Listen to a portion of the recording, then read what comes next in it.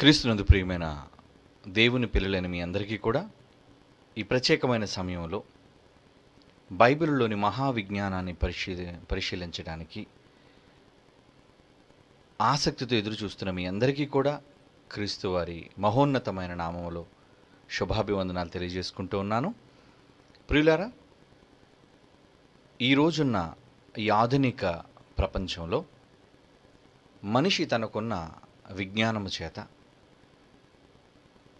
దేవునిని గూర్చిన నమ్మకాలను మతగ్రంథంగా ముద్రించి వాటిని హేళన చేస్తూ రుజువులు లేనివిగా, అబద్ధాలుగా, మూఢనమ్మకాలుగా వర్ణిస్తూ తాను పరిశోధించిన జ్ఞానము గొప్పదని ప్రపంచవ్యాప్తముగా తన విద్యను ప్రజ్ఞగా చాటుకుంటూ దేవునిని చిన్నచూపు చూస్తున్న ఈ తరుణంలో ఎంతటి మేధావి అయినా దేవుని ముందు ఒక పసివాడు, లేదా దేవుని వ్రాయించిన మాటల ముందు కేవలం ఒక ప్రాథమిక విద్యార్థి అనే విషయాన్ని ఈ ఆధునిక సమాజానికి జ్ఞాపకం చేయడానికే ఈ నూతన ధారావాహిక కార్యక్రమాన్ని, మీరు చూస్తున్న ఈ ప్రత్యేకమైన అంశాన్ని Bible open university India international వారు కొన్ని ఎపిసోడ్స్గా రుజువులతో, సాక్ష్యాలతో మీ ముందుకు తీసుకురావడం జరుగుతుంది. కనుక ఆసక్తితో ఎదురు చూడండి. బైబిల్ చెప్పే మహాజ్ఞాన సంగతులను చదువుతూ ఈరోజు మనిషి చేస్తున్న అజ్ఞానపు పనులను చూస్తూ మనిషి వెర్రి ఎంత తారాస్థాయికి, తారాలోకాలకు వెళ్ళిపోతుందో అన్నది ఒక బైబిల్ విద్యార్థిగా, ఏ పరిశోధనలు చేయనివారుగా, కేవలం 66 పుస్తకాలతో కూడిన బైబిల్ను మాత్రమే పరిశోధించిన వారుగా మీరందరూ ఉండాలని నేను మిమ్మల్ని కోరుకుంటూ ఉన్నాను. ఎందుకంటే రానున్న కాలంలో విజ్ఞ కలవాడు, విజ్ఞానాన్ని చదివినవాడు, అన్నిటికంటే గొప్పవాడు అని విర్రవీగే కాలం రాబోతుంది. కనుక అలాంటి కాలానికి బైబిల్ చదివిన విద్యార్థి వాటికి ఎంత మించినవాడు, లేదా ఈ మానవ జ్ఞానానికి ఎంత ఉన్నత దశలో ఆలోచించేవాడు అనే విషయాన్ని మీరు రుజువులతో చూడాలి. ఒక పాఠంగా మీరంతా నేర్చుకోవాలి, రాసుకోవాలి. భావి తరాలలో ఎవరైనా శాస్త్రాల పేరిట మాకున్న ఈ జ్ఞానం గొప్పది అని అనుకుంటే వారి జ్ఞానం బైబిల్ ముందు ఏమాత్రము సరితూగలేదు అని మీరు ఒక బైబిల్ ఓపెన్ యూనివర్సిటీ ద్వారా బైబిల్ అనే మహా విజ్ఞాన గ్రంథాన్ని చదివిన వాళ్ళుగా నిరూపించేవాళ్ళు కావాలి అని మా అభిలాష, మా కోరిక. ప్రియులారా, ఈరోజు బైబిల్ అనగానే కేవలం కొన్ని మతాల వాళ్ళు, అది మతాల విశ్వాసాలకు సంబంధించినది అని చిన్నచూపు చూస్తున్న ఈ ఆధునిక శాస్త్ర ప్రపంచానికి బుద్ధి చెప్పేవాడు క్రైస్తవుడు కావాలి. ఎందుకంటే ఈ మహావిశ్వాన్ని కలుగజేసింది దేవుని యొక్క మాట. కేవలం ఆయన వాక్కు వలన ఈ విశ్వం కలిగింది అని మనం నమ్మాం. బైబిల్లో రాయబడిన తొలి మాట మొదలుకొని మరి చివరి మాట వరకు మనం చూడగలిగితే ఈ విశాంతరాళాలకు సంబంధించిన అనేక సందర్భాలను, సన్నివేశాలను బైబిల్ ప్రకటించింది, వివరించింది, రాబో తరాలకు విజ్ఞానాన్ని నేర్పించింది. కనుక ఒక సాధారణమైన గ్రంథంగా ఈరోజు ప్రక్కన పెడుతున్న ఈ బైబిల్ని యావత్తు ప్రపంచం మానవాళి నెత్తిన పెట్టుకుని పూజించే రోజులు రావాలి. వారు ఏది సాధించాలి అన్నా, ఏది చేయాలి అన్నా వారు బైబిల్ ముందు మోకరించి దేవుణ్ణి బ్రతిమాలాలి. బైబిల్ ఎంత గొప్ప విజ్ఞాన గ్రంథము అన్న విషయాన్ని తమ తమ పిల్లలకు, వారి పిల్లలకు వారు ప్రకటించాలి. అది కేవలం కుటుంబాల వరకే కాదు, ఈ ప్రపంచ దేశాలు కూడా బైబిల్ యొక్క ఖ్యాతిని గుర్తించాలి. కనుక ప్రియులారా, ఈరోజు నుండి మనం పరిశీలించబోతున్న ఒక ప్రత్యేకమైన అంశం, అది మీరు చూస్తున్నది విశ్వ రహస్యాల గుట్టు విప్పే బైబిల్.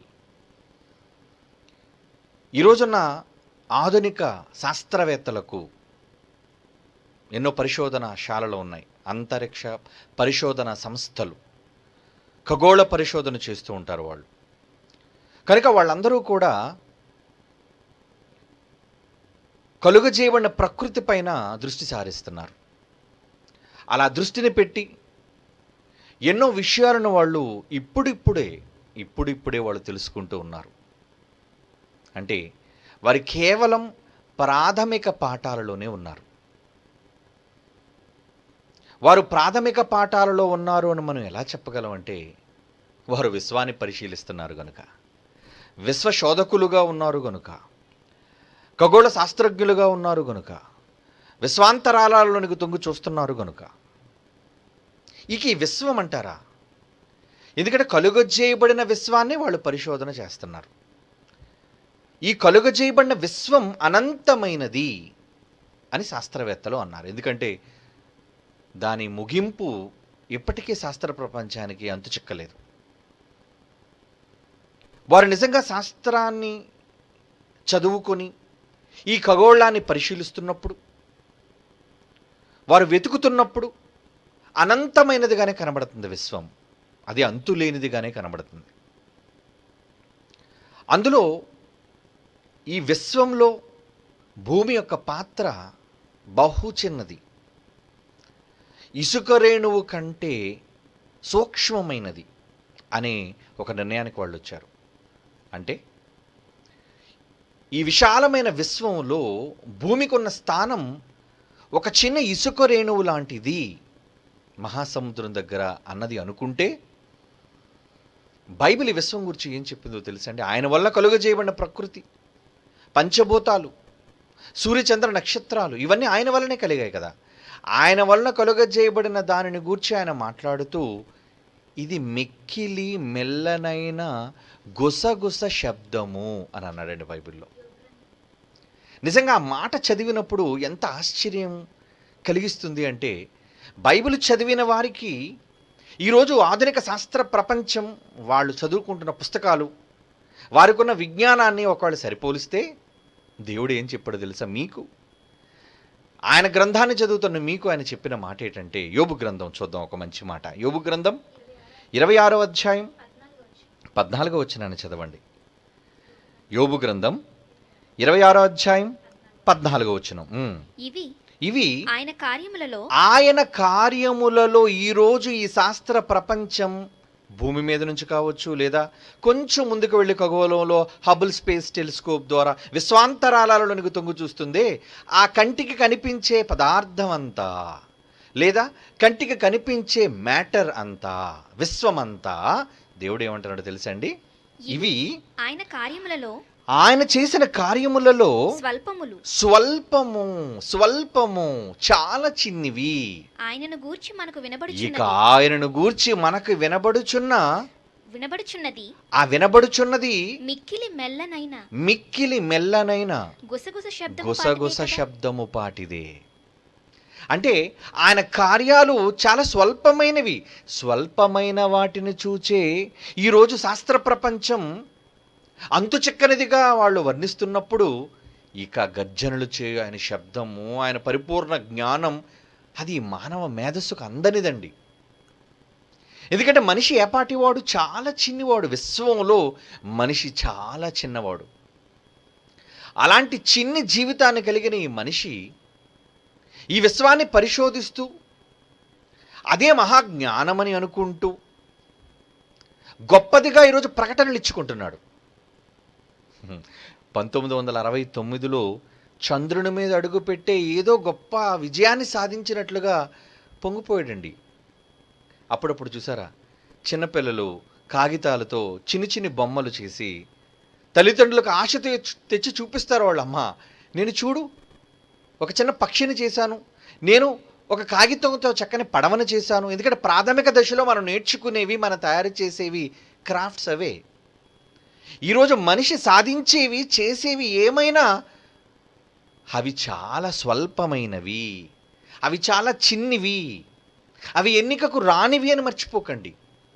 అవి ప్రాథమిక దశలో మనిషి తెలుసుకున్నవి, నేర్చుకుంటున్నవి. అంటే ఈరోజు మనిషి విశ్వంలో సాధిస్తున్న ఎన్నో మరి పరిశోధనలు, వాటి ద్వారా ఎన్నో రుజువులు, అవన్నీ కూడా చాలా చిన్నవి. ఇక ఆయనను గూర్చి తెలుసుకోవాలి అంటే అబ్బో, మనిషి జీవితకాలం సరిపోదండి.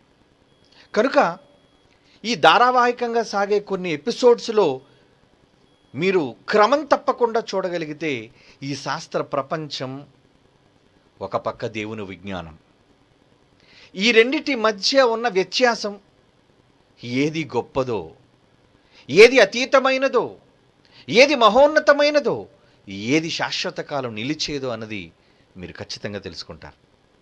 కనుక ప్రియులారా, ఈరోజు ఉన్న ఈ శాస్త్ర ప్రపంచం అది చేసే ప్రతి పరిశోధన ఈ ప్రకృతి మీదే సాధిస్తుంది, ప్రకృతి మీదే శోధిస్తుంది.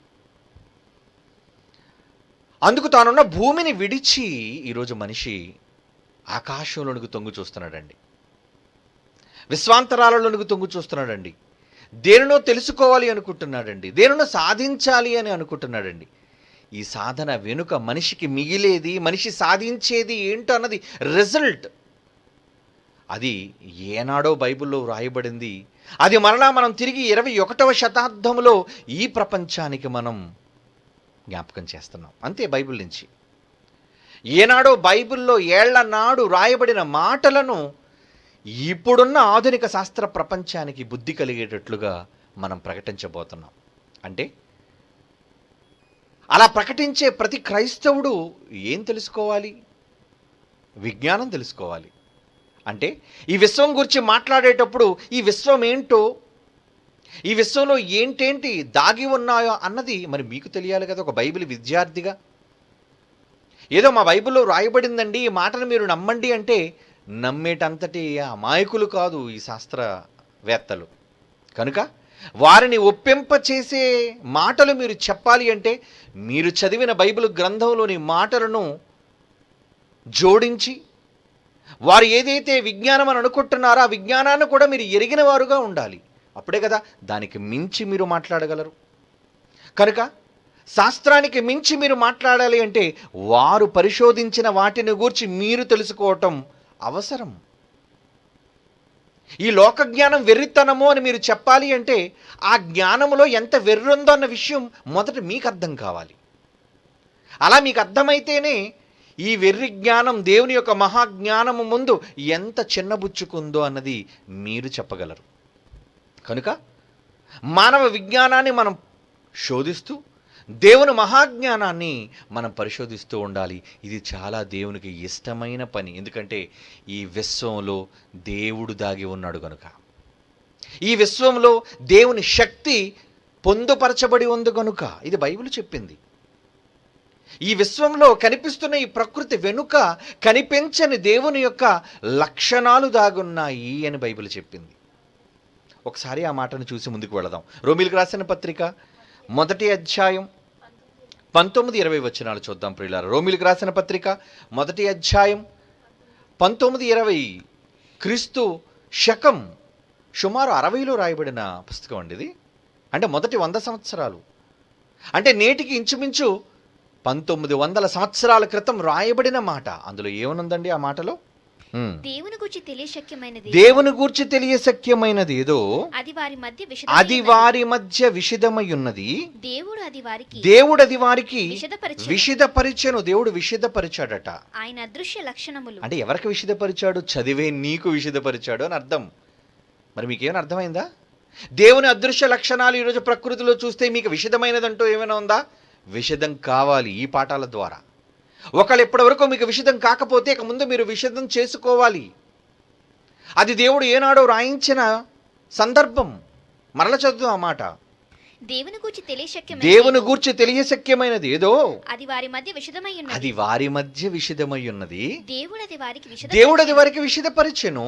ఆయన అదృశ్య లక్షణాలను గురించి విషదపరిచాడు. అనగా ఆయనకున్న నిత్యము ఉండే శక్తి, దేవత్వమును, ఆయనలో దాగి ఉన్న దైవత్వము, జగదుత్పత్తి మొదలుకొని ఇక్కడ చెబుతున్నాడు చూడండి. ఇవి మనం కనుగోవాలి, తెలుసుకోవాలి అంటే జగత్తు ఉత్పత్తి మొదలుకొని, అంటే ఈ సృష్టి పుట్టినది మొదలుకొని సృష్టించబడిన ఈ ప్రకృతిలోని ప్రతి దానిని ఆలోచించుట వలన తేటపడుచున్నవి. దేవుడు బయలుపరచబడుతున్నాడట, ఆయన దైవత్వం బయలుపరచబడుతుందట, ఆయన అతీత శక్తి బయలుపరచబడుతుందటండి. అంటే ఈ సమాజానికి దేవుణ్ణి చూపించాలి అంటే, ఈ సమాజానికి దేవుడు బయలుపరచాలి అంటే ఈ ప్రకృతిని సాక్ష్యంగా చూపించమన్నాడు. దేవుడు ఉన్నాడు అని చెప్పడానికి ప్రకృతి సాక్ష్యం అన్నాడు. కనుక ఈ ప్రకృతి ద్వారా దేవుని యొక్క ఉనికిని సమాజానికి మనం చెప్పాలి. దేవుడు కూడా అదే కాంక్షిస్తున్నాడు. అందుకు మరొక మాట చూద్దాం. ద్వితీయోపదేశకాండం 10వ అధ్యాయం 14వ వచనం చూడండి. ద్వితీయోపదేశకాండం 10వ అధ్యాయం 14వ వచనం. చూడుము ఆకాశం అంటున్నాడు చూడండి. మహాకాశం అంటున్నాడు చూడండి. భూమి అంటున్నాడు చూడండి. అందున్నదంతా నీ దేవుడైన యెహోవావే. నువ్వు నమ్ముతున్నావే యెహోవా అయిన దేవుడిని, ఆ దేవుడివే అంటున్నాడు చూడండి. అంగారకుడి మీద కాలు ఎవరో మొదట పెట్టి అది నాదని ఆక్రమించుకుందామని అగ్రరాజ్యాలు ఈరోజు హువ్విళ్ళు ఊరుతున్నాయండి. చంద్రుడి మీద మేం మొదట అడుగు పెట్టాము అని ఈరోజు అగ్రరాజ్యమైన అమెరికా గొప్ప చెప్పుకుంటుందండి, అతిశయిస్తుందండి.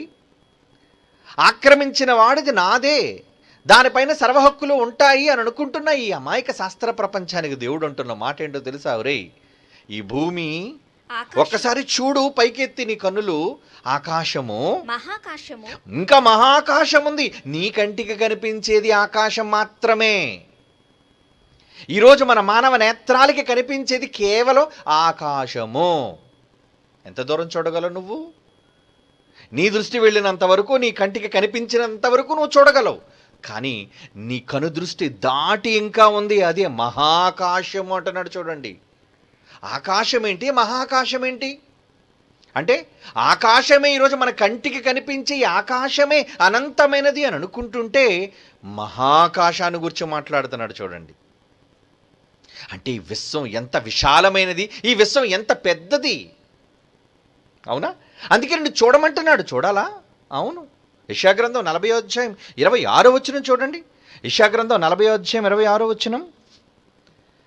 యెషయా గ్రంథం 40వ అధ్యాయం 26వ వచనంలో దేవుడు రాయిస్తున్న మాట, ఒక్కసారి భూమి మీద ఉన్న నీ కన్నులు పైకెత్తి చూడు నాయనా. ఎవడు సృజించాడు అనుకుంటున్నా వీటన్నిటినీ? నీ కన్నులు పైకెత్తు అంటే పైకి చూడమంటున్నాడా మనల్ని? ఈ విశ్వాంతరాలలోనికి మనం తొంగి చూడాలా? అవును, చూడాలి. విశ్వంతో మనకు పని లేదు అనుకుంటున్నావా? అమ్మో, అందులో ఆయన శక్తి దాగి ఉంది. నువ్వు చెప్పాలి. నువ్వు ఎప్పుడు చెప్పగలవు? నువ్వు చూస్తేనే కదా. నువ్వు చూస్తేనే కదా, అసలు ఏమున్నాయనేది నువ్వు గ్రహిస్తేనే కదా నువ్వు వాళ్ళకి చెప్పగలవు. సహజంగా సామాన్య మనిషి, సగటు మనిషికి కనిపించేది ఏంటో తెలుసా? సగటు మనిషికి కనిపించేది సూర్యుడు కనబడతాడు, చంద్రుడు కనబడతాడు, వాడున్న నేల కనబడతాడు. అంతేనా? వాడికి కనిపించేవి ఇవే. ఆ నీలంగా ఉండే ఆకాశం, ఇవి మాత్రమే కదా మనిషికి కనబడుతున్నాయి.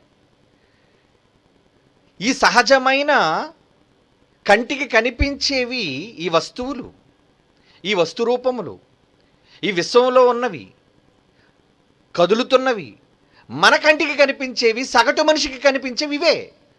ఇది దాటితే ఇంకేమీ లేదని మనిషి అనుకుంటున్నాడేమో, కానీ ఉంది, చాలా ఉంది. ఆకాశం ఉంది, ఇంకా మహాకాశము కూడా ఉంది. ఎందుకు మహాకాశం అన్నాడంటే అది చాలా పెద్దదది. ఆ పెద్ద దానిలో ఏంటేంటి దేవుడు చేశాడో అనేది ఆయన శక్తి, ఆయన బల పరాక్రమము నువ్వు తెలుసుకోవాలి. అందుకొక్కసారి మీ కన్నులు పైకెత్తి చూడుడి. వీటిని ఎవడు సృజించెను? వీటి లెక్క చొప్పున. ఇక పైన చూస్తే నక్షత్రాలు కనబడుతున్నాయే, మిళుకు మిళుకుమంటూ కనబడుతున్న నక్షత్రాలు. వీటి లెక్క చొప్పున వీటి లెక్క చొప్పున వీటి సమూహములను బయలుదేరజేసి వీటి సమూహములను బయలుదేరజేసి వీటన్నిటికీ పేర్లు పెట్టి పిలిచివాడే కదా. వీటన్నిటికీ పేర్లు పెట్టి పిలిచేవాడే కదా, నేనే కదా. తన అధిక శక్తి చేతను తన అధికమైన శక్తి చేత తనకు కలిగిన బలాతిశయము తనకు కలిగిన బలం, ఆ బలాన్ని బట్టి ఆయన అతిశయిస్తున్నాడు. చూడరా ఏమండి, ఎవరైనా ఒక పెద్ద నిర్మాణం చేశారంటే ఈరోజు ఒక దుబాయ్ రాజు బుర్జ్ ఖలీఫాను చూపించి ఏమంటున్నాడు? ప్రపంచంలో ఎత్తైన శిఖరాన్ని నేనే కట్టాను. అది వాడి బలం, అది వాడి ధనం, అది వాడి అతిశయం. ఇక దేవుడు తన అతిశయాన్ని దేని బట్టి చూపిస్తున్నాడో తెలుసా? ఈ విశ్వం. ఒక్కసారి నీ కన్నులు పైకెత్తి చూడయ్యా. నీ కన్నులు పైకెత్తితే నా బలం కనబడుతుంది. ఆ బలంలో నేను చేసిన కార్యాలను బట్టి నా అతిశయం, నేనే చేశాను వాటిని. ఆయన అతిశయం దాగి ఉందటండి ఈ విశ్వంలో. మరలా చదవండి ఆ మాట. తన అధిక శక్తి చేతను తన అధిక శక్తి చేతను తనకు కలిగి ఉన్న బలాతిశయము చేతను ఆయన ఒక్కటి ఆయనను విడిచిపెట్టడు. ఆయన ఒక్కటి కూడా విడిచిపెట్టడు అంటున్నాడు. చూడండి, దేనిని విడిచిపెట్టేవాడు కూడా. ప్రతిదీ కౌంట్, ప్రతిదీ ఆయన ఎరిగినవాడు, ప్రతిదీ ఆయన తెలుసుకున్నవాడు. అవునా? మరొక మంచి మాట యోబు గ్రంథం 35వ అధ్యాయం 5వ వచనం చూడండి. యోబు గ్రంథం 35వ అధ్యాయం 5వ వచనం. ఆకాశము వైపు నిదానించి చూడుము. ఒక్కసారి స్టడీగా చూడు. అదేనండి ఈ ఖగోళం, అదేనండి విశ్వం. ఆకాశం వైపు ఏం చూడమంటున్నాడు? నిదానించి చూడు. ఒక్కసారి స్టడీగా ఉండి చూడు. నీకన్నా ఉన్నతమైన ఆకాశ విశాలముల వైపు చూడు. విశాలములు అంటున్నాడు. చూడండి, ఆకాశ విశాలము కాదు, ఏమంటున్నాడు? ఆకాశ విశాలముల వైపు. ఎటు పక్క చూచినా విశాలమే, అనంతం. ఈరోజు అంటున్నాడండి, మనిషి పరిశోధన చేసిన తరువాత విశ్వం అనంతమైనది, విశాలమైనది అంటున్నాడు. బైబిల్ ఎప్పుడు చెప్పింది? క్రియేటర్ ఆయనకు తెలుసు, ఏం చేశాడో అది ఎంత పెద్దగా ఉందో ఆయనకు తెలుసు. కాబట్టి ఆయన చెబుతున్నాడు ఏమని? విశాలములు. నువ్వు ఏ దిక్కుకెళ్ళు విశాలము, అనంతమైనది. అదండి దేవుని యొక్క మహిమ. దేవుని యొక్క మహిమండి. మరి దీనిని ఎవరండి, ఏ నరుడు వెతుకుతున్నాడు చెప్పండి? ఏ నరుడు శోధిస్తున్నాడు చెప్పండి? ఈ ఆకాశ విశాలంలో దాగి ఉన్న దేవుని మహిమను ఏ నరుడండి ఈ సమాజానికి చెబుతున్నాడు? అలా చెప్పాలని ఆయన కోరుకుంటున్నాడండి. అందుకు ఒక మాట చూడండి బైబిల్ నుంచి. కీర్తనల గ్రంథము 14వ కీర్తనలోని 2వ వచనం. కీర్తనల గ్రంథం 14వ వచనంలోని 2వ మాట. వివేకము కలిగి దేవుని వెతకువారు కలరేమో అని యెహోవా ఆకాశము నుండి చూస్తున్నాడట. ఈ నరులందరినీ పరిశీలిస్తున్నాడు. ఎవరు నన్ను వెతికి పట్టుకొని, వెతికి నాను గూర్చి అన్వేషణ చేసి ఈ ప్రపంచానికి నన్ను చూపిస్తారు. ఈ విశ్వాంతరాలను పరిశోధించి, విశ్వ రహస్యాలను కనుగొని, వాటి గుట్టును విప్పి, బైబిల్లో నేను రాయించిన మాటలు ఉన్నవి అని నా అతిశయాన్ని ఎవరు ఈ సమాజానికి ప్రకటిస్తారు అని ఆయన ఎదురు చూస్తున్నాడటండి. ఆకాశం నుంచి తొంగు చూస్తున్నాడట. ఎవరి కోసం? నరులు అంటున్నాడు. చూడండి, మన కోసమేనా? అవును. వివేకము కలిగి దేవుని వెతకువారు. దేవుని ఎక్కడ వెతుకుతున్నావు నువ్వు? ఒక్కసారి పైకి చూడు, కనబడుతున్నాడు ఆయన. వివేకము కలిగి దేవుని వెతుకువారు కలరేమో అని యెహోవా ఆకాశము నుండి చూచి నరులను పరిశీలిస్తున్నాడు. ఎవరు? అమెరికాలోని, కాలిఫోర్నియాలోని కెనడీ స్పేస్ సెంటర్ ద్వారా విడిచిపెట్టబడే ప్రతి స్పేస్ క్రాఫ్ట్ దేనికి వెళుతుంది? ఒకదేమో చంద్రుడి మీదకి వెళ్ళాలని, ఒకటేమో అంగారక మీద వెళ్ళాలని, ఒకటేమో బుధుడు, కుజుడు, ఇలా రకరకాల గ్రహాలపైన, కొన్ని అయితే కనిపించే నక్షత్ర మండలాల వైపు వెళ్ళాలి అని. అదే కదండి వాళ్ళ పరిశోధన, అదే కదండి వాళ్ళ ఆలోచన. ఒక యూరోపియన్ స్పేస్ ఏజెన్సీ కావచ్చు, ఒక చైనీస్ స్పేస్ ఏజెన్సీ కావచ్చు, ఈ మధ్య బయలుదేరుతున్న ఒక ఎమిరేట్స్ స్పేస్ ఏజెన్సీ కావచ్చు, వాళ్ళు కూడా ఈ మధ్యన అంగారకుడు పైన వాళ్ళు పంపబోతున్నారండి పోటీగా. అంగారకుడు పైన ఉపగ్రహాన్ని పంపడానికి వాళ్ళు ఆలోచన చేస్తున్నారు. ఎవరు? UAE, United Arab Emirates, Gulf దేశాలు వాళ్ళు కూడా విశ్వాంతరాలకు తొంగు చూస్తున్నారు. దేనికోసం? ఏమండి? దేనికోసం? దేవుని కోసం కాదు, వాళ్ళు చేసే పరిశోధనలు దేవుని కోసం కాదండి. కానీ దేవుడు ఏమంటున్నాడు? నిజంగా నీకు వివేకం ఉంటే, జ్ఞానం ఉంటే దేవునికి వెతకువారు కలరేమో అని యెహోవా ఆకాశము నుండి చూచి నరులను చూస్తున్నాడు. మీలో ఎవరు ఈ విశ్వాంతరాలలోనికి తొంగి చూచి మీకు దేనిచ్చిన వివేకంతో నేను ఉన్నాను అని నా అతిశయాన్ని ప్రకటించేవాళ్ళు మీలో ఎవరున్నారు అని దేవుడు ఆ పైనుంచి చూడాలా నిన్ను? ఆకాశ మహాకాశాలు పైనున్న ఆయన నిన్ను చూస్తున్నాడు. ఎవరు అందులో ఆయనను గురించి ప్రకటిస్తారని వెతుకుతున్నాడటండి. మరి ఇలాంటి సమయంలో నేనున్నానని నువ్వంటే ఎంత ఆనందిస్తారండి ఆయన, ఎంత పొంగిపోతాడు చెప్పండి. మరి నువ్వు చెప్పాలి అంటే ఈ విశ్వశాస్త్రానికి సంబంధించిన జ్ఞానం, విజ్ఞానం నీకు తెలియాలి. ఒక బైబిల్ విద్యార్థి కేవలం బైబిల్ మాత్రమే చదువుకున్నవాడు కాకూడదండి. బైబిలుతో పాటు సకల శాస్త్రాలను క్రోడీకరించి చదువుకొని వాటికి మించిన శాస్త్రం బైబిల్ అని చెప్పగలగాలి అంటే వాటన్నిటినీ చదవాలి. వాటన్నిటిని గురించిన అవగాహన నీకు కలగాలి. ముఖ్యంగా విశ్వం అది ఎవరిది? మన తండ్రిది. మన తండ్రి విజ్ఞానం పొందుపరిచినది కనుక దాని గురించి మనం చెప్పాలి, దాని గురించి మనం చదవాలి, దాని గురించి మనం తెలుసుకోవాలి. అలాగే నువ్వు ఆస్ట్రోనాట్ అవ్వాల్సిన అవసరం లేదు. అలాగే నువ్వు ఆస్ట్రానమీ చదవలసిన అవసరం లేదు. సింపుల్గా ఈ రోజున్న ఖగోళం మన కళ్ళ ముందున్న ఈ విశ్వంలో దాగి ఉన్న రహస్యాలను కనిపెట్టు. దానికి సంబంధించిన మనిషికి విజ్ఞానాన్ని ఇచ్చాడు ఈరోజు. ఏమండి, ఈరోజు మనిషి విజ్ఞానం పేరట పరిశోధనలు చేస్తున్నాడు అంటే అది దేవుని ద్వారా అనుగ్రహింపబడిన వివేకం. అలా ఎందుకు వివేకం ఇచ్చాడో తెలుసా? ఈరోజు శాస్త్రం విశ్వాంతరాలకు తొంగి చూసే జ్ఞానం ఎందుకు సంపాదించిందో తెలుసా? నన్ను తెలుసుకుంటారు, ఈ ప్రపంచానికి నన్ను గూర్చి ప్రకటిస్తారు అని అనుకునే ఆ విజ్ఞానాన్ని వారికి ఇచ్చాడు.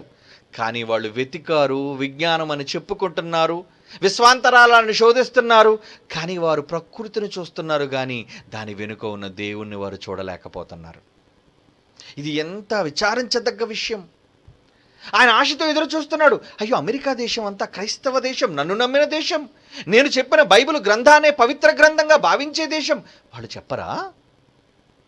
ఒక ఆస్ట్రేలియా, ఒక ఇంగ్లాండ్, ఇలా ఎన్నో ప్రపంచంలోని క్రైస్తవ దేశాలున్నాయి. ఇవన్నీ కూడా ఒక్కటిగా కూడైనా సరే ఈరోజు వాళ్ళు అంతరిక్షంలో పరిశోధనలు చేస్తారు. అందులో ఈ దేశాలన్నిటికీ భాగం ఉందండి. ఈ దేశాలన్నీ అందులో పాలిభాగస్తులు అయిన దేశాలుగా ఉన్నాయండి.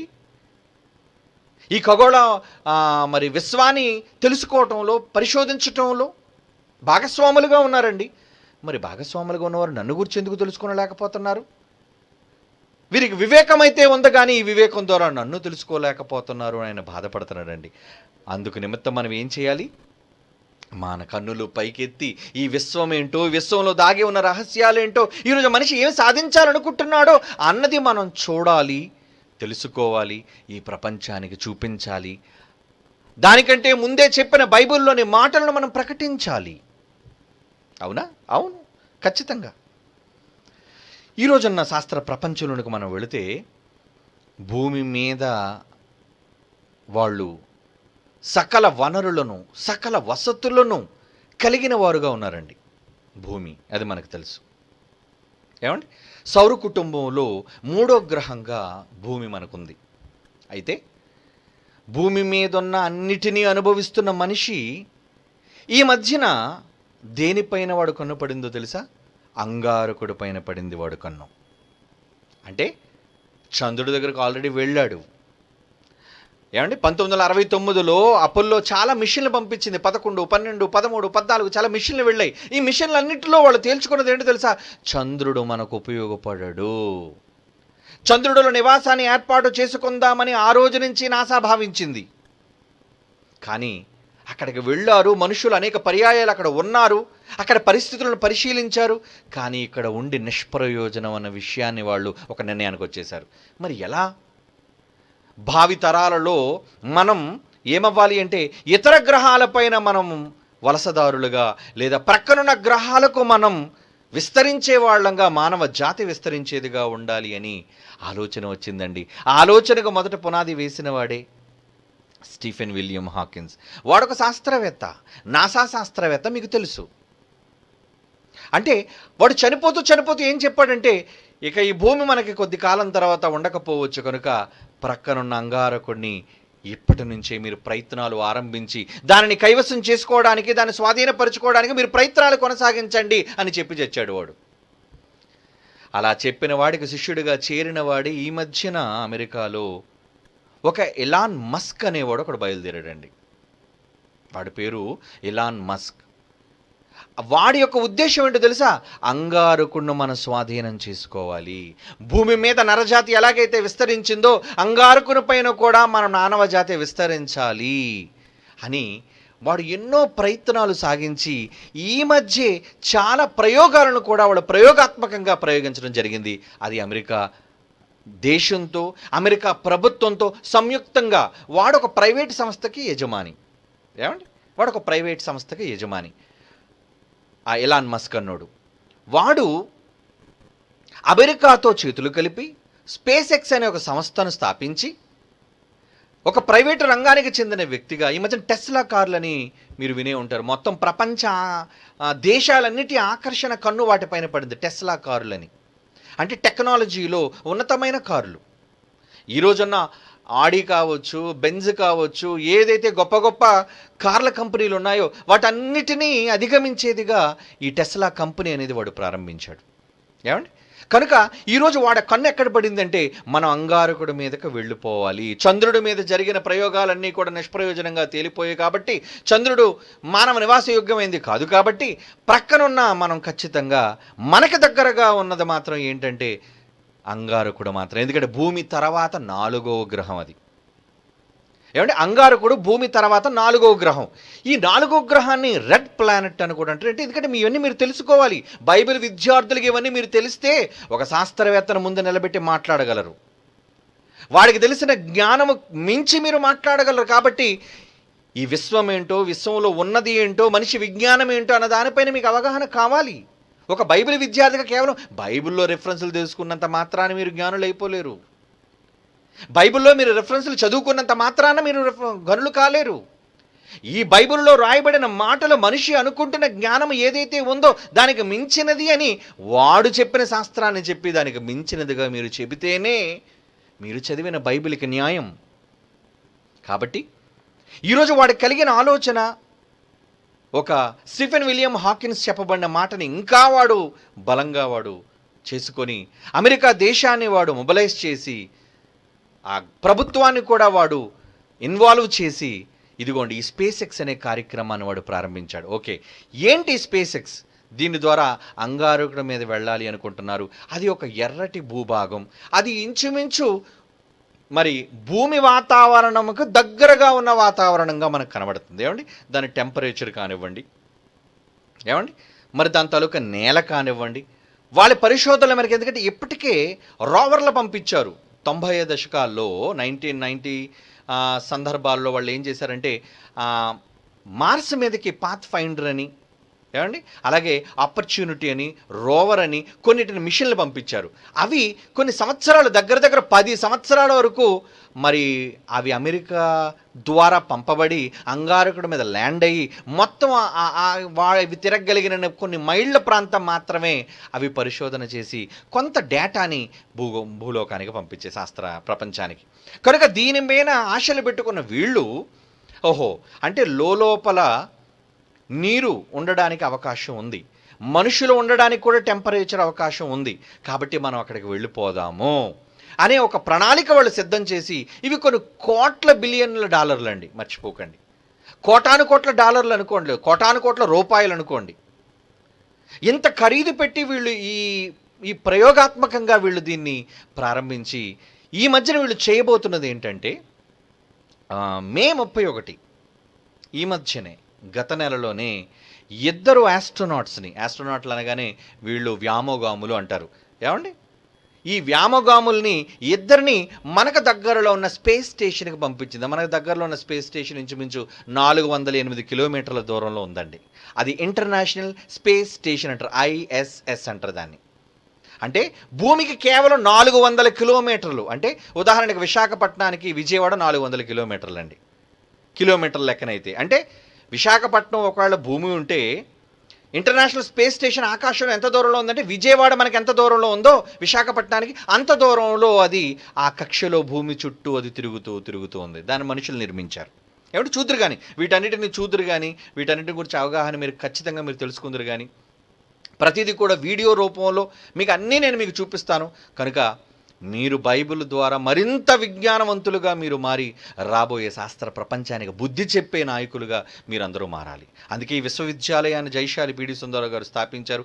బైబిల్ని ఉన్నత శిఖరాలపైన నిలవబెట్టాలి అని ఆ సంకల్పించారు. కనుక ఆ సంకల్పంలోని భాగమే మనమంతా. కనుక ప్రియులారా, ఒకసారి మనం ఏం చేద్దామంటే వారు చేస్తున్న ప్రయోగం ఏంటో, వాళ్ళు ఏమని అనుకుంటున్నారు, వాళ్ళు ఏం సాధించాలనుకుంటున్నారో అన్నది ఒక్కసారి మనం ఒక వీడియో రూపంలో మీకు ఇప్పుడు నేను చూపిద్దాం అనుకుంటున్నాను. స్పేస్ ఎక్స్ అనే సంస్థ అండి, అదిగోండి మార్స్ గ్రహం మీద కొంచెం ముందుకు పెట్టాను. ఆ కాలనీ ఒకసారి చూపించే వాళ్ళకి. ఈ స్పేస్ ఎక్స్ అనే సంస్థ SpaceX aims to send the first humans to Mars. అదండి 2024 కల్లా 2024కి మనుష్యులను మొట్టమొదటిసారిగా అంగారకుడు పైన పంపడానికి ఈ స్పేస్ ఎక్స్ సంస్థ నాసా సంయుక్తంగా అమెరికా దేశంలో ఈ ప్రయోగాన్ని వాళ్ళు ప్రారంభించారు. ఎందుకంటే ఇప్పటికే ఆ మనుష్యుడు 1969లో చంద్రుడి మీద అడుగుపెట్టాడు. కనుక అక్కడ ఏది వాళ్ళకి సత్ఫలితాలు ఇవ్వకపోవడంతో ఇక పక్కనున్న అంగారగ్రహం పైన వెళ్ళడానికి వాళ్ళు సిద్ధపడ్డారు. ఇదిగోండి అదే అంగారగ్రహం. అది రెడ్ ప్లానెట్ అంటారు. అది రెడ్ ప్లానెట్గా ఉండడానికి గల కారణం ఏంటంటే ఎరుపుగా ఉండడానికి అక్కడ మంటలు ఉన్నాయని కాదు, అక్కడ ఎక్కువగా ఐరన్ మెటీరియల్ విపరీతంగా ఉపరితలంలో ఉండటం వల్ల రస్ట్ పట్టేది. ఐరన్ అనేసరికి ఏమవుతుంది, అది రస్ట్ పడుతుంది. రస్ట్ పట్టేసరికి అది ఏమవుతుందో తెలుసండి, ఎర్రగా. ఇప్పుడు కూడా చూడండి, రస్ట్ పట్టినప్పుడు అది ఎరుపుదనంలోనే కనబడుతుంది. అంటే మొత్తానికి గ్రహం అంతా కూడా ఐరన్ శాతం ఎక్కువగా ఉండటం వల్ల అది ఎర్రగా మారింది. ఇదిగోండి ఇప్పుడు కిందన మీకు కనబడుతున్న వాడే ఎలాన్ మస్క్ అన్నాడు. ఏమండి, వాడు ఏం చేస్తాడంటే 2022కి కార్గో మిషన్లు పంపిస్తాడంటే మనుష్యుడు ముందుగా అడుగు పెట్టక ముందే మనిషికి కావలసిన వాటన్నిటినీ ముందుగా అక్కడ మంచినీళ్ళని, భోజనం అని, ఏమండి కొంత ఇన్ఫ్రాస్ట్రక్చర్ అని, కొంత అక్కడ వాళ్ళ నివాసయోగ్యంగా ఉంచడానికి కొంత ఇల్లులని, అలాగే కొన్ని వాహనాలని, ఏమండి ఇలా మనిషి వెళ్ళకముందే అవసరమైనవన్నీ కూడా 2022 క్షమించండి, ఇది 2020 కదండి, మరొక 2 సంవత్సరాలు మనం అంతా చూడబోతున్నాం దీనిని. ఏమండి 2020లో కార్గో ద్వారా పంపబోతున్నాడు అంగారకుడి మీదకి. ఆ తరువాత 2024కి 2 సంవత్సరాల తర్వాత మరలా మనిషిని డైరెక్ట్గా అక్కడికి పంపబోతున్నాడండి. ముందుగా 2022 కార్గో మిషన్, ఆ తర్వాత 2024 కార్గో అండ్ క్రూ, మొత్తం 4 స్పేస్ షిప్ని వీడు పంపబోతున్నాడు. ఎందుకంటే అంగారకుడి మీద మనిషి ఉండాలి అని. ఓకేనా? ఓకే, ప్లే చేయనన్న ప్లే చేయి. Carrying around 6 to 8 astronauts each. The astronauts could be staying on Mars anywhere between a few months or a couple of years while they continue to set up the propellant plant. One of the most important things the astronauts will have to do when they arrive is set up a base. It's unclear what the first Martian base will look like. అక్కడ ఒక చక్కటి గుండ్రమైన ఆకారంలో అక్కడ మరలా వాళ్ళకి కావలసిన మొక్కలు, అక్కడ మట్టి కూడా పట్టుకెళ్ళిపోయి, అంటే కొన్ని వందల మెట్రిక్ టన్నుల తాలూకా మెటీరియల్ భూమి నుంచి మోసుకెళ్ళిపోవడానికి ఆ కార్గో షిప్పులు తయారు చేశారండి. అంటే అక్కడ లోన ఇదంతా కూడా గృహాలుగా వాళ్ళు నిర్మించి, ఎందుకంటే బయట మనలా ఉండడానికి కుదరదండి. ఎందుకంటే అక్కడ వాతావరణంలో మనిషి ఉండలేడు, మర్చిపోకండి. ఏమండి, వాతావరణంలో మనిషి బ్రతకలేడంటే ఈ సహజమైన శరీరంతో ఉండలేడు. కారణం ఏంటంటే అక్కడ మొట్టమొదటిది ఆక్సిజన్ లేదు, ప్రాణవాయువు మనిషికి లేదు. ఏమండి, ప్రాణవాయువు అనేది మనిషికి లేదు. అంటే మనిషి బ్రతకాలి అంటే ఖచ్చితంగా ముందు కావాల్సింది ఆహారం కంటే ముందు ప్రాణవాయువు కదండి. ఈరోజు ఎలాగే ఇది ఇంటర్నేషనల్ స్పేస్ స్టేషన్ అంటారు దీనిని. భూమికి 400 కిలోమీటర్ల ఎత్తులో ఉన్నది. అందులో ఎలాగైతే ఈ ప్యాకెట్ల రూపంలో ఆహారాన్ని ఎలాగైతే పట్టుకెళ్లారో, ఏమంటే వాళ్ళకి 1 సంవత్సరం 2 సంవత్సరాల వరకు సరిపోయే ఆహారం ఉంటుందో, ఇప్పుడు కూడా ఈ అంగారక గ్రహం మీదకి ఇప్పుడు నుంచే వాళ్ళు ప్లాన్ చేసి 2022 కంటే మరో 2 సంవత్సరాలలో ఇదిగోండి ఇలాంటి మిషనరీ అక్కడ కదలడానికి. ఎందుకంటే మనలాంటి కొండలు, మనలాంటి మట్టి ప్రాంతాలు, మనలాంటి లోయలు అక్కడ అంగారకుడి మీద ఉన్న, అది కూడా మీరు చూద్దరు కానీ అన్ని వీడియోస్ రూపంలో మీకు చూపిస్తాను. అందుకే ఒక ఎపిసోడ్లో జరగదు కాబట్టి నేను ధారావాహికంగా కొన్ని ఎపిసోడ్స్లో అన్నిటినీ కూడా క్లియర్ కట్గా మీకు చూపించాలి అని అనుకుంటున్నాను.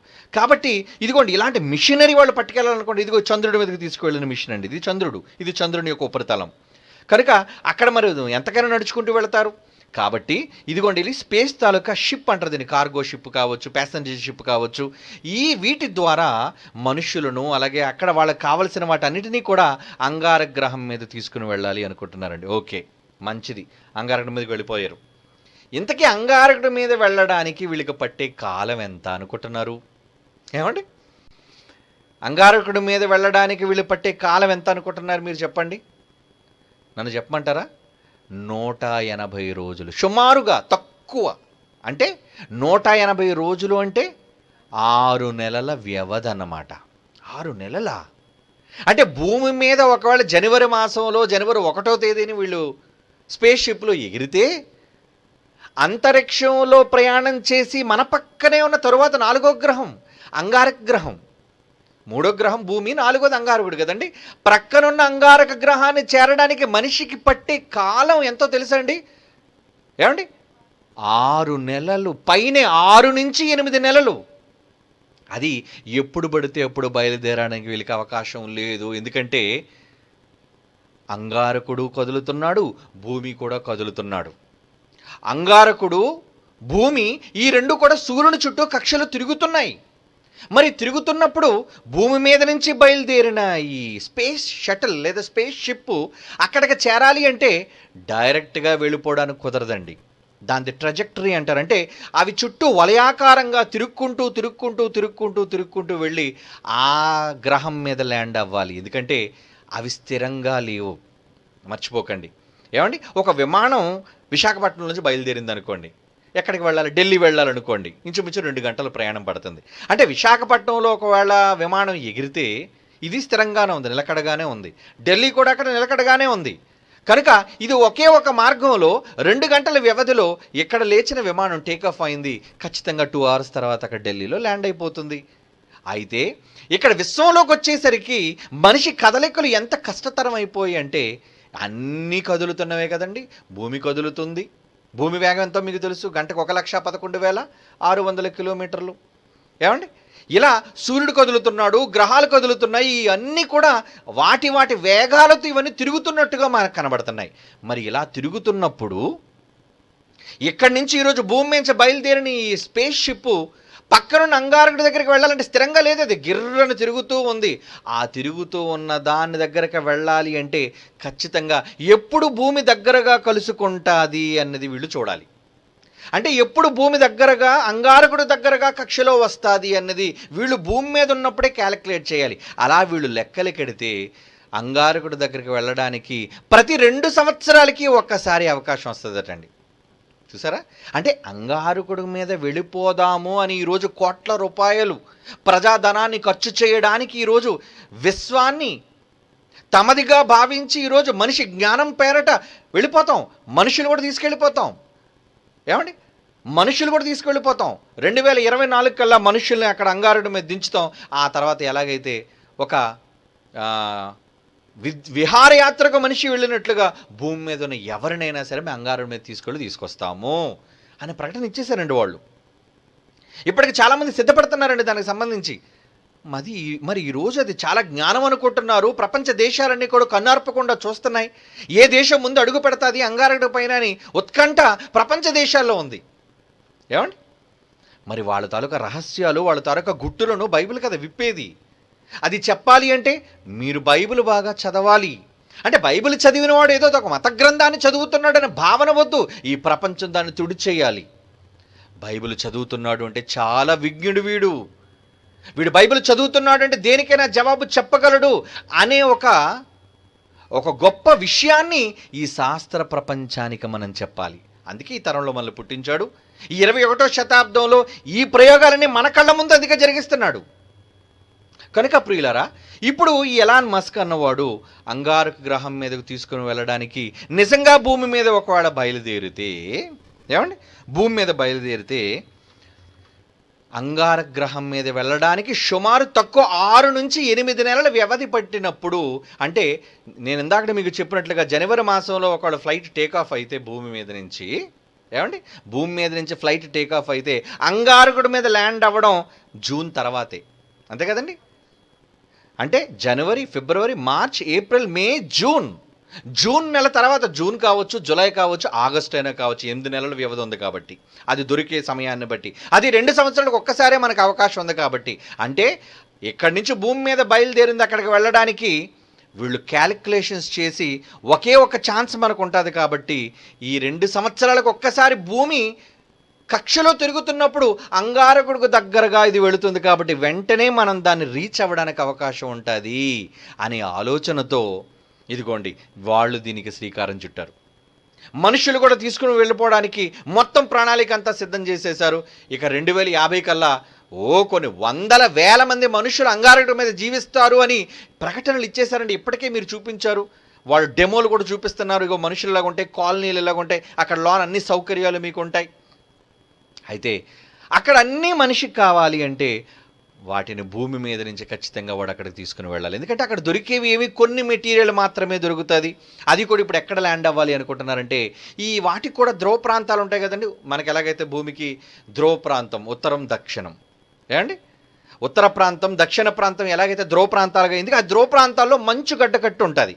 కనుక వీళ్ళు కూడా ఈ అంగారక గ్రహం మీద ధ్రువ ప్రాంతాన్ని ఎంచుకున్న కారణం ఏంటంటే అక్కడ మొత్తం మంచు అంతా గడ్డకట్టుకుపోయింది కాబట్టి అక్కడ మనం దిగడం వల్ల ఆ మంచును ఒకవేళ మనం ఏమైనా వినియోగించి వాటిని గడ్డకట్టిన రూపంలో ఉన్న దానిని మనం మంచినీళ్లుగా ఉపయోగించుకొని మన మొక్కలకి, మన పంటలకి, అవసరమైతే మన భోజనానికి, అవసరమైతే వాటి నుంచి ఆక్సిజన్, ఎందుకంటే H2 అంటే అందులో మనకి వాటర్లో ఇంకేముంటుందండి, ఆక్సిజన్ ప్రాణవాయువు కూడా ఉంటుంది. కాబట్టి ఇటువంటి ప్రణాళికతో వాళ్ళు సిద్ధం చేసుకొని మొత్తానికి ప్రయోగాలు వాళ్ళు ఆరంభించడం జరిగిందండి. అయితే భూమి మీద నుంచి బయలుదేరినప్పుడు ఏమండి వీళ్ళు ఎదుర్కోవలసిన కొన్ని ప్రమాదకరమైన పరిస్థితులనే ఉన్నాయండి. ఏంటి ఆ ప్రమాదకరమైన పరిస్థితులు? భూమి చుట్టూ ఈరోజు మనుషులు చేసిన ప్రయోగాలకి కొన్ని వేల సంఖ్యలో వ్యర్థాలు తిరుగుతున్నాయండి భూమి చుట్టూ. జాగ్రత్తగా వినండి, ఎందుకంటే ఆకాశంలోకి దూసుకు వెళ్ళిపోవడం అంటే అంత సులువైన పని కాదు సుమా. ఒకసారి ఆకాశంలోకి దూసుకు వెళ్ళటం అనేది ఎలా ఉంటుంది, ఎంత వేగంతో ఉంటుంది అనేది ఒకసారి మీకు దీన్ని ఎక్స్ప్లెయిన్ చేసే ముందు నేను ఒక వీడియో చూపించాలనుకుంటున్నాను మీకు. అంటే ఈ మధ్యనే మే 31ని ఈ స్పేస్ ఎక్స్ షటిల్ వాడు ఇద్దరు వ్యామగాముల్ని కేవలం 500 కిలోమీటర్ల దూరంలో ఉన్న ఇంటర్నేషనల్ స్పేస్ స్టేషన్కి వాళ్ళు పంపించడం జరిగింది. ఏమండి ఇప్పుడు ఇక్కడ విమానం బయలుదేరింది అనుకోండి, ఇందాక మీకు చెప్పినట్లుగా ఢిల్లీ వెళ్ళాలి అంటే విమానం యొక్క వేగం మహా అయితే 500 నుంచి 700 కిలోమీటర్లు మాత్రమే. గంటకు 500 నుంచి 700 కిలోమీటర్లు మాత్రమే వేగం. ఇకపోతే స్పేస్ షటిల్ వేగం మీరు చూడాలనుకుంటున్నారా? ఈ స్పేస్ షటిల్ భూమి నుంచి లేచేటప్పుడు నిజంగా దాని వేగం ఎంతగా పెరిగిపోతుందో తెలుసా అండి? అంటే అంత వేగంగా వెళితేనే కానీ ఈ 6 నెలలు 8 నెలలు టైం కాదు సుమా. ఏమండి ఈ 6 నెలలు 8 నెలలు వ్యవధి కూడా దేన్ని బట్టి చెప్పారో తెలుసా? గంటకు 500 1000 కాదండి వీళ్ళ వేగం ఎంతగా వెళ్ళిపోతుందో, ఎంత ఫాస్ట్గా వాళ్ళు వెళుతున్నారు అనేది ఒక వీడియోలో ఇప్పుడు మీకు చూపిస్తాను. ఇది మొన్న మే నెల 31వ తేదీన భూమి మీద నుంచి చూసారు, ఆ పైన కనబడుతుంది ట్రయాంగిల్ రూపంలో, ఏమంటే త్రికోణ రూపంలో కనబడుతుంది, అందులో ఉంటారండి వ్యామగాములు. అది రైట్ సైడ్ మనకు కనబడుతుంది, ఇంటర్నల్గా వాళ్ళ కెమెరా మనకు కనబడుతుంది, ఇద్దరు కూర్చున్నారు. ఇదిగోండి కౌంట్ డౌన్ కింద స్టార్ట్ అవుతుంది. అంటే ఒక నిమిషంలో వీళ్ళు నింగిగా వెళ్ళబోతున్నారు. ఆ వెళ్ళేటప్పుడు ఏమండి ఈ పంపిస్తున్నది స్పేస్ ఎక్స్ అనే సంస్థ. ముందుగా అంగారకుడి మీదకి వెళ్ళబోవడానికి ఇవన్నీ ఇప్పటి నుంచి చేస్తున్న ప్రయోగాలు. ఆ రాకెట్లే రేపు అంగారకుడి మీద కూడా వెళ్ళబోతున్నాయి. ఏమండి ఓకే, ఇప్పుడు అది లాంచ్ అవ్వబోతుంది. చూడండి అదిగోండి 26 సెకండ్లు 25 సెకండ్లు, ఎందుకంటే నింగిలోనికి వెళ్ళాలి.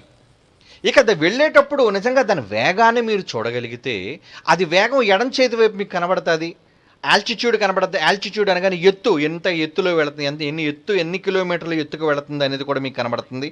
అలాగే దాని వేగము కూడా గంటకి ఎన్ని కిలోమీటర్ల వేగంతో వెళుతుంది అనేది కూడా మీకు కనబడుతుంది. ఓకే నాన్న, ఒకసారి సౌండ్ పెట్టు. 1 0 ignition liftoff of the Falcon 9 and Crew Dragon. Go NASA, go SpaceX, Godspeed, Bob and Doug. America has launched. And so rises a new era of American spaceflight, and with it the ambitions of a new generation continuing the dream. ఇదిగోండి చూడండి, ఎడం ఒకసారి pass చేయనా, ఎడం చేతి చూడండి 312 గోండి అక్కడ కనబడుతుందా, అది స్పీడ్ అంటారు దాన్ని. అంటే ఇప్పుడు గంటకు 312 కిలోమీటర్ల వేగంతో బయలుదేరింది ఎత్తు. ఇక్కడ రైట్ సైడ్ మాత్రం ఆల్టిట్యూడ్ అంటే అది ఎత్తు అనమాట. ఏమండి? ఓకే నాన్న, ఓకే, వీడియో ప్లే చేయండి. Propulsion is ఇక ఆ not. ఎత్తు చూడండి, ఎత్తు ఒక పక్క కుడి చేతి వైపు ఎత్తు పెరుగుతుంది, ఎడం చేతి వైపు వేగం మీకు కనబడదు చూడండి, గంటకి ఎంత వేగంగా. 400, 500, Flying crew on board Dragon and Falcon 9, and look at them go. 600, Falcon power telemetry nominal. ఏమండి? 700. M1D throttle down. ఆల్టిట్యూడ్ చూడండి 4.8 కిలోమీటర్ల ఎత్తు అనమాట. 5 కిలోమీటర్ల ఎత్తులో ఉంది ఇప్పుడు అది. భూమి మీద నుంచి 5 కిలోమీటర్ల ఎత్తు, We're in the throttle bucket. 6 కిలోమీటర్ల ఎత్తు, 7 కిలోమీటర్ల ఎత్తు, దూసుకుపోతుంది అది. దాని వేగం చూడండి పెరిగిపోతుంది. అప్పటికే ఫ్లైట్ అంటే విమానం యొక్క వేగాన్ని దాటేసింది. 1000 కిలోమీటర్ల వేగం అండి, 1000 కిలోమీటర్ల వేగం అది. Seated Mach 1 on the Falcon 9. ఇది ఒరిజినల్ వీడియో అండి, ఇది original video. 1200 kilometres per hour అని ఉంది చూడండి. ఇంకా కిందన We're throttle కనబడుతుంది మనకి, powers. We're through next gear. నింగిలోనికి వెళుతుంది అది. 1600, 1700, 1800. ఏమండి? లోన వాళ్ళకి చాలా ఒత్తిడండి, చాలా ఒత్తిడండి. ఇద్దరు శాస్త్రవేత్తలు ఆస్ట్రోనాట్స్గా పిలబడేవాళ్ళు, వ్యామగాములైన వాళ్ళు ఏమండి వెళుతున్నారు. అదే ఆ రాకెట్లో ఉన్నది. ఆ పైన డిప్ప భాగంలో వాళ్ళు కూర్చున్నారు వాళ్ళిద్దరూ కూడా. వీళ్ళు కేవలం ఎక్కడికి వెళ్తున్నారో తెలుసా అండి? పక్కనున్న 500 కిలోమీటర్ల దూరంలో ఉన్న ఐఎస్ఎస్ అనే స్పేస్ స్టేషన్కి వెళుతున్నారండి. ఐఎస్ఎస్ అనే స్పేస్ స్టేషన్కి వెళ్తున్నారు సుమా. ఇదిగోండి ఈ లెఫ్ట్ సైడ్ మీకు కనబడుతుంది.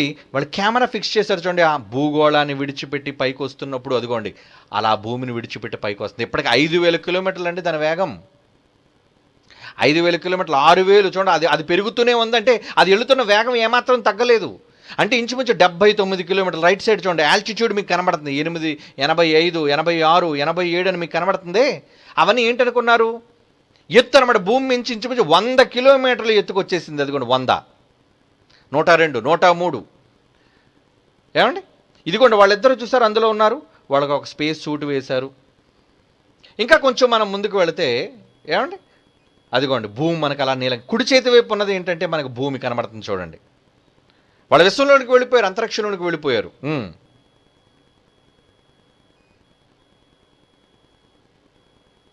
ఇప్పుడు చూడండి ఎడం చేతి వైపు ఇంకా అది ప్రయాణం చేస్తూనే ఉందండి.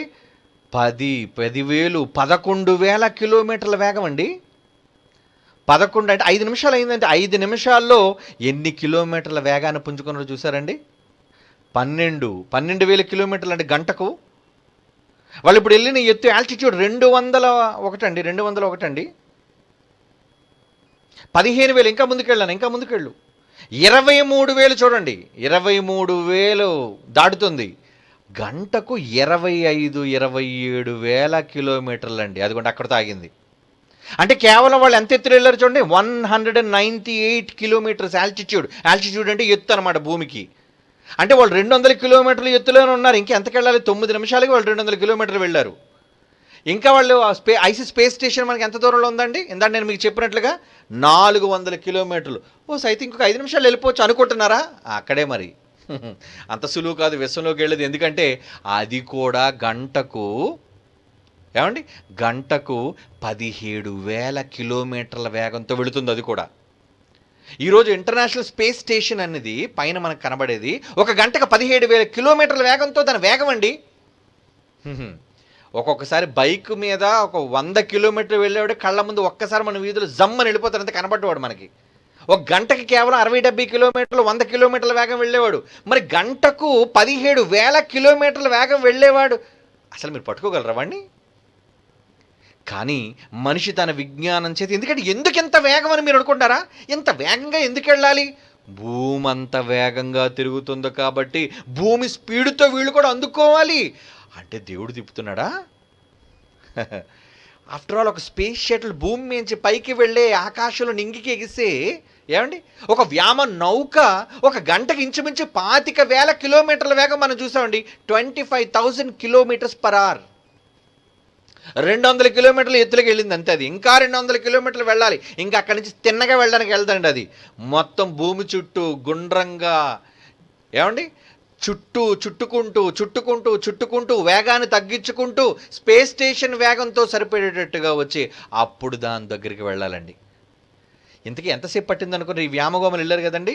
వీళ్ళు 400 కిలోమీటర్ల ఎత్తులో ఉన్న ఈ ఇంటర్నేషనల్ స్పేస్ స్టేషన్ని వాళ్ళు కలుసుకోవడానికి సుమారు 22 గంటల వ్యవధి పట్టిందండి. 22 గంటల ఆ చిన్న గూట్లో ఉన్నారండి వాళ్ళు. ఒక పక్క భయంకరమైన వేగం, ఒక పక్క ఏమండి 22 గంటల ప్రయాణం. 22 గంటల ప్రయాణం చేస్తూ మనకు దగ్గరలో ఉన్న ఏమండి మనకు దగ్గరలో 400 కిలోమీటర్ల ఎత్తులో ఉన్న ఒక స్పేస్ స్టేషన్ కలుసుకోవడానికే ఎంత వేగంతో 22 గంటల సమయం వీళ్ళకి పడితే ఏమండి ఇక అది దాటి ఏమండి దానిని దాటి ఎక్కడికి వెళ్ళాలి? అంగారక గ్రహానికి వెళ్ళాలి. అంటే 8 నెలల వ్యవధి వాళ్ళు తీసుకుంటున్నారంటే ఎంత దూరంలో ఉందో ఆలోచించండి. ఎంత దూరంలో ఉంది. మరి గ్రహాలు, వాటి మూమెంట్లు, వాటి యొక్క దూరాలు ఇవన్నీ నేను మీకు వీడియో రూపంలో కూడా చూపిస్తాను సుమా. మీరేమి కంగారు పడవలసిన పని లేదు. అన్నిటినీ మీ కళ్ళకు కట్టినట్లుగా చూపించేదే ఈ విశ్వ రహస్యాలు గుట్టు విప్పే బైబిల్. ఏమండి ఈరోజు మనిషి చేయగలుగుతున్నాడు అంటే, సాధించగలుగుతున్నాడు అంటే ఏంటి? వాడుకున్న బేస్, వాడు దేనిని బట్టి వాడు చేయగలుగుతున్నాడు. వాడు అలా చేస్తూ ఈ విశ్వాంతరాలలోనికి వాడు వెళ్ళగలుగుతున్నాడు. తీరా ఇన్ని కష్టాలు పడి, ఇన్ని బాధలు పడి వాడు వెళ్ళగలిగితే వాడు ఏమి సాధించగలడు అన్న రిజల్ట్ మనం ఖచ్చితంగా బైబిల్ నుంచి ఇవ్వబోతున్నాం. ఎందుకంటే ఇది చరిత్రలో లిఖించబడాలి. ఎప్పుడో వాడు కొన్ని సంవత్సరాల తర్వాత జరిగింది ఏమండి, అప్పుడు ఎవరు చెప్పలేదు అనే అనుకోకుండా ఈ విశ్వంలో మొట్టమొదటిసారిగా ఈ ఒకే ఒక విశ్వవిద్యాలయం, అది Bible open university India international, ఒక బైబిల్ నేర్చుకునే లేదా బైబిల్ను ప్రకటించే ఒక గొప్ప విద్యా సంస్థగా ఏమండి ప్రపంచ విశ్వశాస్త్రాలను చదువుకున్న ఈ ఖగోళ శాస్త్రజ్ఞులందరికీ ముందుగా చెప్పింది, హెచ్చరించింది అనే విషయాన్ని, వాటి గుట్టును మనం విప్పాలి. అందుకే మనం 2020లో ఈ సంవత్సరమే దీన్ని గురించి మనం మాట్లాడుకుంటున్నాం. ఈ సంవత్సరమే దాని గురించిన సంభాషణ, దాని గురించిన నిజానిజాలు మీ దగ్గర పంచుకోబోతున్నాం. కాబట్టి రానున్న ఎపిసోడ్స్లో మరిన్ని విషయాలు ఏమండి అన్ని సాక్ష్యాధారాలతో చాలా వీడియోలు ఉన్నాయి. ఎందుకంటే ఏ రోజు విశ్వంలోకి మీరు వెళ్ళలేదు, వాటి దూరాలు, వాటి పరిస్థితులు, వాటి ఆకారాలు ఏమండి వాటి శబ్దాలు ఇవేమీ మీరు తెలుసుకోలేదు. ఎందుకంటే మీరు తెలుసుకున్నది కేవలం బైబిల్ మాత్రమే. కానీ అలా ఉండకూడదు. మీరు సమస్తాన్ని ఎరిగిన వారుగా ఉండాలి అంటే ఈ శాస్త్రం జ్ఞానం అని దేనినైతే అనుకుంటుందో ఆ జ్ఞానానికి మించి మీరు సమస్తాన్ని చెప్పగలరు, చెయ్యగలరు అనే వాస్తవాన్ని ఈ ప్రపంచానికి మీరు అందించాలి. కనుక ఇక్కడతో ఈ ఎపిసోడ్ను మనం ఆపుదాం. నెక్స్ట్ ఎపిసోడ్లో ఈ విశ్వాంతరాలలో, ఈ విశ్వ రహస్యాలను బైబిల్ ఎలా ఒక్కొక్క గుట్టును విప్పుతుందో అనేది ఇంకా చాలా విషయాలు. ఇది కేవలం అంగారక గ్రహానికి సంబంధించి కాదండి. ఇది ఎందుకంటే ఇది హాట్ టాపిక్. ఈ మధ్య కేవలం ఒక వారం రోజుల క్రితం మాత్రమే దీనికి సంబంధించిన అనేక కార్యకలాపాలు భూమి మీద అగ్రరాజ్యాల్లో ఆరంభమయ్యాయి. కనుక దీని నుంచి మనం ప్రారంభించాం. కాబట్టి ఇంకా అనేక విషయాలను ఈ శాస్త్ర ప్రపంచం తెలుసుకోనిది, ఈ శాస్త్ర ప్రపంచం ఇంకా వారి మనస్సులకు చిక్కనిది మీరు చూడబోతున్నారు. బైబిల్ అనే మహావిజ్ఞాన గ్రంథం నుంచి వినబోతున్నారు. అంటిల్ దెన్ బైబిల్ చదువుతూ ఉండండి, ఎదురు చూడండి. నెక్స్ట్ ఎపిసోడ్లో మళ్ళీ కలుసుకుందాం. కళ్ళు మూసుకోండి, ప్రార్థన చేసుకుందాం.